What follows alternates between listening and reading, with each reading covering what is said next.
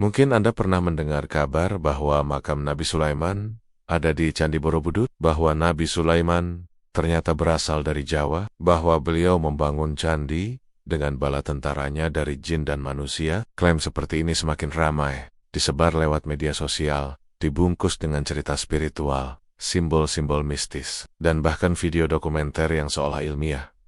Tapi benarkah begitu? Mari kita lihat kebenarannya dari sudut pandang Islam dan sejarah. Nabi Sulaiman adalah nabi dari Bani Israel dan anak dari Nabi Daud.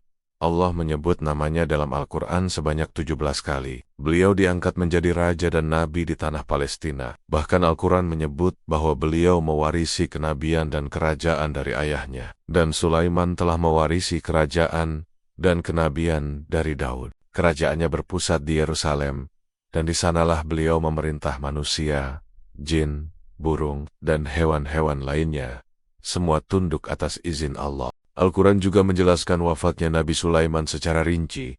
Maka ketika kami telah menetapkan kematian atas Sulaiman, tidak ada yang menunjukkan kepada mereka kematiannya itu kecuali rayap yang memakan tongkatnya. Maka ketika dia telah roboh, nyatalah bagi jin bahwa kalau mereka mengetahui yang gaib, tentulah mereka tidak tetap dalam siksaan yang menghinakan. Ayat ini menunjukkan bahwa Nabi Sulaiman wafat di tempat beliau memerintah. Tidak ada perjalanan ke Nusantara, apalagi membangun candi. Lalu bagaimana mungkin ada yang berani mengklaim bahwa makamnya ada di Candi Borobudur? Candi Borobudur adalah bangunan Buddha yang dibangun pada abad ke-8 oleh dinasti Shailendra. Ini fakta arkeologis yang diterima secara internasional. Tak ada satupun bukti sejarah, manuskrip kuno, atau prasasti yang menghubungkan Nabi Sulaiman dengan wilayah Nusantara. Bahkan bahasa, budaya, dan struktur keagamaan antara Bani Israel dan peradaban Jawa masa itu sangat jauh berbeda. Kalau kita terus membiarkan klaim-klaim seperti ini, maka kita akan membuka pintu bagi berbagai bentuk kebohongan sejarah dan kesesatan spiritual. Bukankah dalam Islam kita diajarkan untuk berkata benar,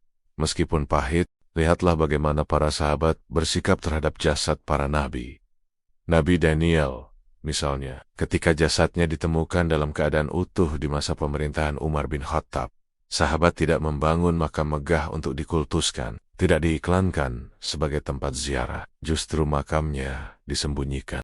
Ibnu Katsir dalam Al-Bidayah wa Nihayah menyebut bahwa Abu Musa al-Asy'ari menulis surat kepada Umar bin Khattab bahwa mereka menemukan jasad seorang nabi yang diperkirakan adalah Nabi Daniel. Umar pun memerintahkan agar jasad tersebut dikuburkan pada malam hari, dan lokasi kuburnya dirahasiakan agar manusia tidak menyembahnya atau menjadikannya jimat. Inilah ajaran Islam, bukan mengkultuskan tempat, bukan menjual kuburan, bukan menjadikan kisah Nabi sebagai alat untuk promosi spiritual palsu. Rasulullah bersabda, "Janganlah kalian menjadikan kuburanku sebagai tempat perayaan atau peribadatan." Bahkan beliau juga bersabda, "Ya Allah, jangan engkau jadikan kuburanku sebagai berhala yang disembah." Kalau kubur Rasulullah saja tidak boleh dikultuskan, apalagi mengarang cerita tentang kubur Nabi yang bahkan tidak ada dalilnya sama sekali. Apa motif dari mereka yang menyebarkan klaim seperti ini? Bisa jadi sekadar sensasi,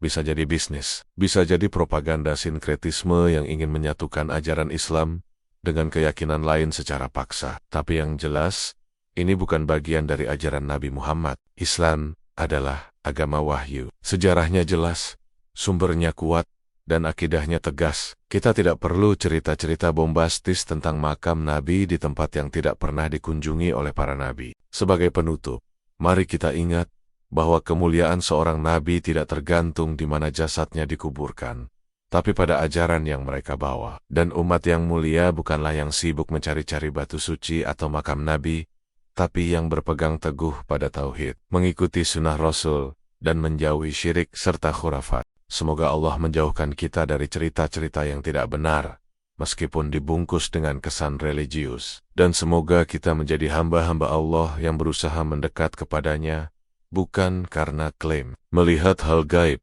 atau mendapatkan tempat khusus, tetapi karena keikhlasan iman dan ketaatan kita dalam amal.